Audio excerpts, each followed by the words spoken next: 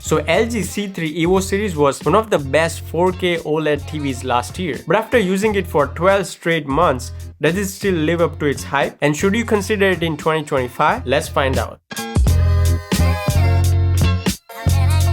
So I got this LG OLED C3 65-inch last year during December. I think it's probably around like Black Friday, and there was like deals going on, so I just decided to get one for myself. And coming from just regular LED TV before that, this was a huge upgrade for me, especially in picture quality and contrast ratio, because OLED creates this deep blacks that no one else can produce, not even mini LEDs or just regular LEDs at all. So pretty much what OLED does is whenever you see deep blacks in your scene, it pretty much turns off all those pixels in that space, so you get this deep true black contrast, and that's how it pretty much gives you rich colors and HDR look. And whenever you are upgrading from just normal LED TV, then first thing you will notice is the brightness, because due to this OLED panel, it can get really bright compared to just your normal LED TVs, and that's going to give you really good watching experience even during daytime when there's like so much sun coming into the room. And I'm not going to go super in depth in specs and features about this TV. I'm just going to share my experience with this TV for past year,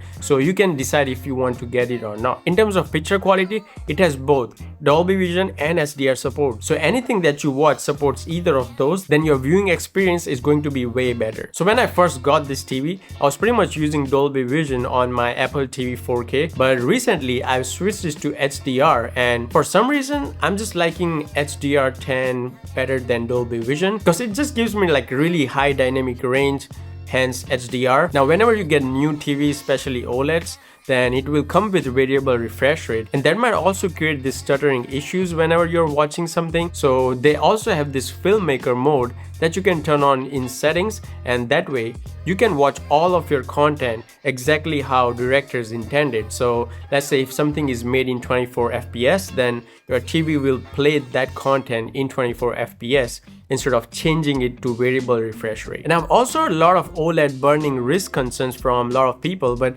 honestly, I have not had any issues so far in last 12 months, so I can't really comment on how to fix any of that. But I do see a setting inside this TV where you can do like pixel cleaning and OLED panel care. So if you go through all of this process, then it does something that will help you with all of those issues. Now in terms of my gaming experience with this TV, I've connected my PlayStation 5 with this, and I usually do like casual gaming, not really competitive one. So sometimes I play Overwatch or racing F1 game or even Spider-Man game, and it's been really great honestly for me. And you also get 4 HDMI port in the back with 4K 120Hz refresh rate, so you can connect your PlayStation and play your game really smoothly. And if you're just doing casual gaming and not really intensive, then you can definitely rely on this TV because it's been really great. So whenever you switch your input to PlayStation 5, then it's going to start this game optimization mode, and it's also going to give you this another sort of gaming looking menu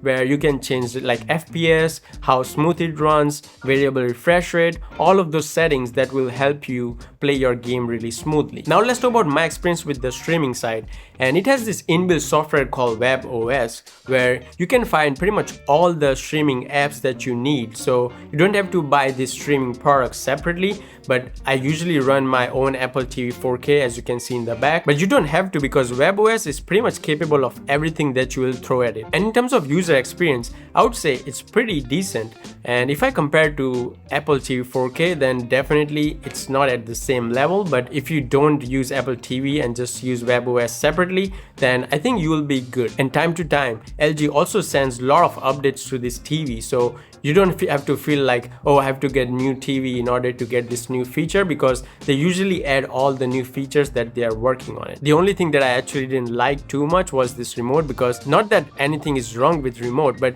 it's just too bulky, especially how TVs are getting way slimmer nowadays. So I would really appreciate if company also start considering making the remotes as slim as their TV as well. Because in my opinion, I'm not sure if you, but at least I don't use this number pad on the top, so you could get rid of all of that and make it really small, similar to those streaming product TV remotes. And I just feel like, yeah, that's just more ergonomically more comfortable, so I just don't have to hold this huge thing wherever I walk. But other than that, I think it's great because it has all these shortcut buttons to all the streaming apps like Netflix, Prime Video, LG channels, and you also can control your TV using cursor, which is really cool and unique in my opinion, because you don't have to just go up or down or left or right. You can just point at your TV and start using this cursor and get to that wherever you want to click. And if you ever want to screen mirror anything, then it has a Chromecast and AirPlay 2 support, so you can just use your MacBook, iPhone or iPad to stream your content directly using AirPlay 2. Now in terms of sound quality, I would say it's pretty good compared to just normal LED TV that you're probably upgrading to, and it also has this new features such as AI Sound Pro or Sound for Cinema or Sports. It technically supports Dolby Atmos, but I'm not really sure if that is actually accurate, and if I'm wrong then definitely let me know in the comments, because I don't see how you could create Dolby Atmos just using TV speakers behind the panel.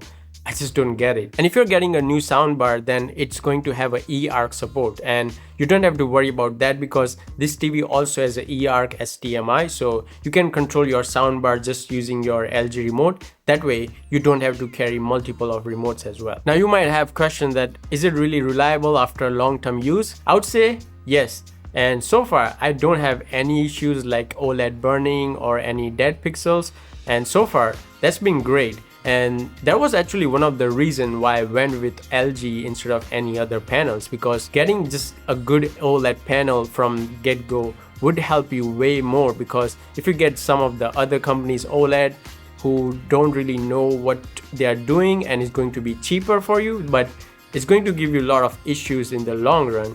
So that's why I just decided to just invest in a good OLED panel such as LG C3. And in terms of this panel itself, it's really lightweight and it's really thin. It's almost same thin as my iPhone 16 Pro, which always surprised me whenever I see this TV from side, because we just came way too far, and just thinking about those big TVs when they all started and now coming up to this and almost getting a size of as iPhone.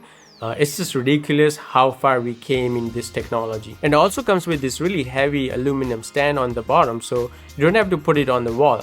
I just chose it to do that way because it just gives me much more room in my space. And if you're curious what did I use to hang this 65-inch OLED TV, then I'll put that link in the description so you can check out that product. Alright, so the biggest question, is it worth it in 2025? And should you go to OLED over mini LED or not? Then I would say yes, it's definitely worth it in 2025, and I'm probably good for like next 5 years as well at least. And I would also recommend you guys to check out the newer version of this TV, which is C4 series, and the prices are pretty much similar as of C3, so you're not paying more and you are also getting a newer version of this TV. So definitely check out that, and I would really recommend to check out at Best Buy because they usually have like great deals all the time, and if you can wait, then just wait until Black Friday and they will come on even more discounted prices. And I'm not saying that you have to get LG only. You can also look at like Samsung and other companies as well. And I just feel like as this technology is developing more and more, OLED TV is going to get way more cheaper than what they used to be. So yeah, if you're not in a hurry, then you can just wait for another year. Then these TVs are just going to go way lower. I would say at least 200 to 300 lower than what they are right now. So are you considering LG C3 OLED or just overall upgrading to OLED TVs? Let me know in the comments below, and also check out these other videos that I think you will also enjoy, and I'll see you in the next one. Peace.